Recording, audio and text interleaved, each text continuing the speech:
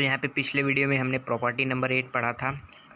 तो discovery of proton में हमको अब पढ़ना है प्रॉपर्टी नंबर 9 की, जो है सबसे इम्पोर्टेंट प्रॉपर्टी। ठीक है, ये वाला प्रॉपर्टी जो हमने इलेक्ट्रॉन में पढ़ा था, चार्ज अपन मास रेशियो, यानी कि जो एनोड है, एनोड रे हैं, वो डिपेंड नहीं करती हैं एनोड पे, but depend on gas taken. उसमें क्या था कि वो कैथोड पे नहीं डिपेंड करती थी और ना ही डिस्चार्ज ट्यूब, जो भी गैस उसमें रहेगा उस पर भी वो डिपेंड नहीं करती थी। मगर इसमें सीधा उल्टा होगा, इसमें नेचर ऑफ एनोड पे डिपेंड नहीं करेंगी, मगर गैस टेकन पे डिपेंड करेंगी। यहाँ लिखा है ना, but depend on gas taken in discharge tube.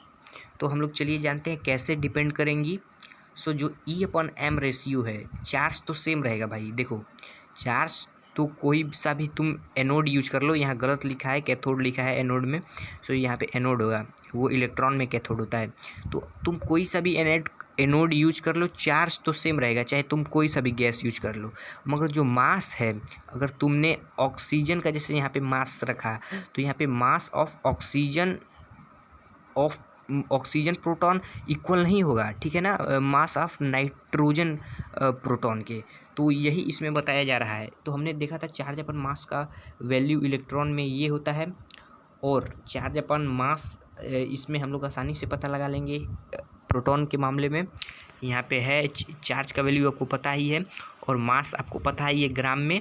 तो हम लोग ऐसे E/M का रेशियो निकाल लेंगे प्रोटॉन के मामले। चलिए हम लोग बढ़ते हैं नेक्स्ट और जानते हैं कैसे डिपेंड नहीं करता है। चलिए हम लोग इस एग्जांपल से समझ जाएंगे कि गैस टेकन पे वो डिपेंड करता है, कैथोड मतलब एनोड पे नहीं करता है। चलिए, तो यहाँ पे देख रहे हैं चार्ज सब में सेम है, ठीक है।